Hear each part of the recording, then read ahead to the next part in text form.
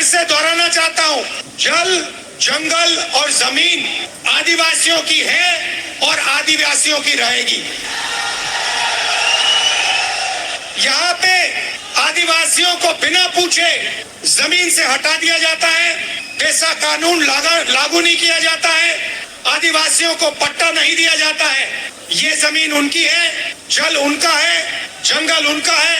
और कांग्रेस पार्टी ऐसा कानून लाई, ट्राइबल बिल लाई, और इन कानूनों को हम लागू करके दिखाएंगे और आदिवासियों को उनकी जमीन वापस दिलवाएंगे। से पूछना चाहता हूँ, आपकी सरकार ने उड़ीसा के युवाओं के लिए कितना रोजगार पैदा किया है? ये जो बड़ी बड़ी इंडस्ट्रीज आती हैं, बड़ी बड़ी जो कंपनियां आती हैं, आपकी जमीन ले जाती हैं, आपका धन ले जाती हैं, आपकी जो नेचुरल वेल्थ ले जाती है। मैं आपसे पूछना चाहता हूँ, ये आपके कितने लोगों को रोजगार देती है? आप मुझे बताओ।